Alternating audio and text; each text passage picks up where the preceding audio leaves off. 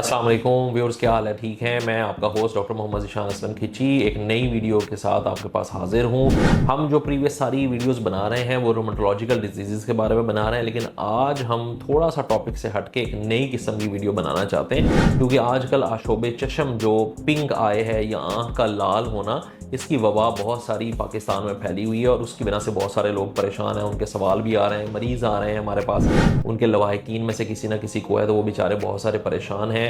और नेट के ऊपर, इंटरनेट के ऊपर और यूट्यूब के ऊपर बहुत सारी ऐसी इंफॉर्मेशन अवेलेबल हैं जो कि शायद इतनी बेनिफिशियल पेशेंट्स के लिए नहीं है और उनको कन्फ्यूजन ज़्यादा क्रिएट करती हैं बजाय इसके कि उसको मदद करें। तो इसलिए हमने सोचा कि हम जो आशोब चशम है या जो कंजंक्टिवाइटिस जिसको हम मेडिकल टर्मिनोलॉजी में कहते हैं, लाल आँख का लाल या गुलाबी हो जाना, उसके ऊपर एक वीडियो बनाते हैं। ये याद रखेंगे, ये इसमें परेशानी वाली कोई बात नहीं है।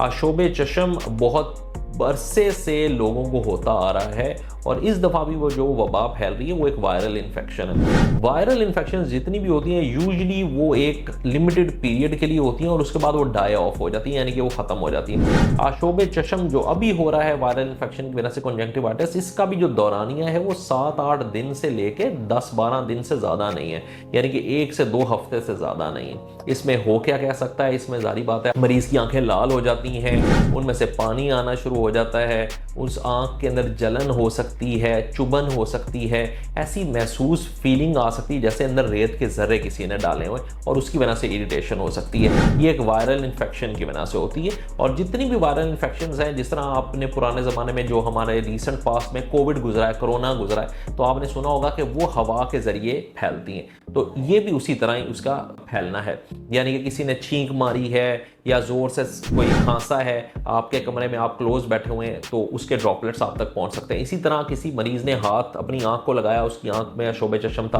और उसने आपसे सलाम लिया, आपने वही सलाम लेने के बाद हाथ जो है वो अपने मुंह पे ही आंखों पे लगाया, तो वो वाला वायरस जो उसके हाथ पे लगा हुआ था वो आपके हाथ को ट्रांसफ़र हुआ और आपके हाथ से आंख की तरफ गया और आपको आशोब चशम हो जाता है। क्योंकि ये वायरल इन्फेक्शन होती हैं और अमूमन हमारी आदत ऐसी बनी हुई है कि हम आंख को हाथ लगाते रहते हैं और सलाम देते हैं, एक दूसरे से बगलगीर होते हैं, मिलते हैं, करीब आते हैं, तो हमारी टचिंग ऐसी होती है कि ये वायरल इन्फेक्शंस बहुत जल्दी और बहुत तेज़ फैलने लगती हैं, इसीलिए ये वबा की सूरत इख्तियार कर लेती हैं। तो इसमें परेशानी वाली बात नहीं है। इसको प्रिवेंट कैसे किया जा सकता है? सबसे बेहतर तो ये है कि जिसको है वो चश्मा लगा के रखे और बेहतर है कि वो टिश्यू पेपर से अपनी आंख के पानी को साफ करे और कोशिश करे, वो खुद मरीज़ कोशिश करे कि वो किसी से सलाम ना ले, किसी से बगलगीर ना हो, किसी के बहुत ज़्यादा करीब ना है, ताकि वो दूसरों का ना फैला सके। अच्छा, अब ये है कि अगर आपने सलाम लिया है या कुछ किया है और आपको वबा का दौरान ये मौसम चल रहा है, तो बेहतर ये है कि आप अपनी आंखों और मुंह को अपना हाथ ना लगाएं और हाथ वॉश करें। जिस तरह अब हम पेशेंट देख रहे हैं, तो हम भी पेशेंट देखने के बाद, हर पेशेंट देखने के बाद हैंड वॉश कर लेते हैं,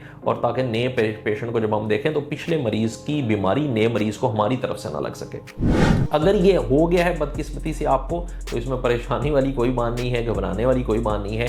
इसका दौरानिया मैंने बताया 1 से 2 हफ्ते है और ये सेल्फ हील हो जाता है, खुद ब खुद सही हो जाता है। हाँ, इसमें ये ज़रूर है कि अगर आपको इचिंग बहुत ज़्यादा हो रही है, जलन बहुत ज़्यादा हो रही है, तो कुछ कतरे आंखों में डालने वाले ऐसे हैं जो एंटी एलर्जिक हैं, वो इस्तेमाल किए जा सकते हैं। अगर आपको एलर्जी वाली फीलिंग्स नहीं आ रही हैं, उसमें जलन नहीं हो रही है, कुछ और नहीं हो रहा, तो फिर सिर्फ लाल आंख से घबरा के जो गैर मुस्तनद कतरे स्टीरॉइड्स के और एंटीबायोटिक्स के मिल रहे हैं वो लगाने से बहुत बेहतर है कि आप नेचुरल टीयर ड्रॉप्स डालें। तो ये जिस तरह के आर्टिफिशियली मेड टीयर्स होते हैं, आंसू होते हैं, तो वो क्या करते हैं कि जब आप वो कतरे अपनी आंखों में डालते हैं तो वो एक लुब्रिकेंट के तौर पर यूज होते हैं और आपकी आंख के अंदर जो रगड़ है वो कम होती है। नेचुरल टीयर ड्रॉप्स किसी भी ब्रांड के आपको ओवर द काउंटर कहीं ना किसी भी मेडिकल स्टोर से मिल जाएंगे। आप सबसे अच्छा तरीका ये है कि आप उसको डालें। हाँ, ठंडी टकोर कर सकते हैं, चाहे बर्फ़ लेके उस कपड़ा ठंडा करके अपनी आंखों के ऊपर लगा लें, उससे आपको बेहतरी महसूस हो सकती है। अपनी पानी ज़्यादा पिएं, जो प्रिकॉशनरी मेजर्स हमने बताए वो कि ऐनक पहन के रखें, सूरज की रोशनी से बचें, तो ओवरऑल बेहतर हो जाएंगे। एंटीबायोटिक के जो कतरे हैं वो सिर्फ और सिर्फ उस टाइम पे डालें जब आपको बैक्टीरियल इन्फेक्शन लग रही है। याद रखें, ये वायरल इन्फेक्शन है, ये बैक्टीरियल इन्फेक्शन नहीं है। लोग anti bacterial plus steroid drops डालने को लगे हुए हैं, इसमें ऐसा इसका कोई रोल नहीं है दोनों चीज़ों का।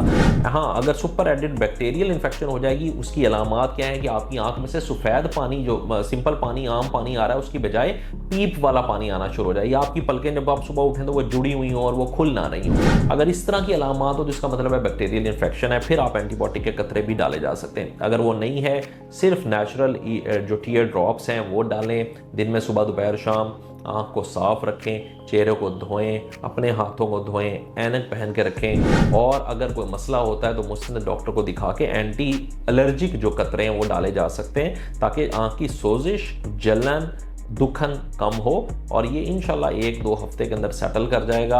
ये कोई इतनी बड़ी बीमारी नहीं है जिसकी वजह से आप बहुत ज़्यादा परेशान हो। होपफुली हमने ये वीडियो बनाने की कोशिश की है ताकि जो इधर उधर की बातें चल रही हैं इस वबा के बारे में, वो हम उसको थोड़ा सा क्लेरिफाई कर सकें। थैंक यू, जज़ाकल्लाह।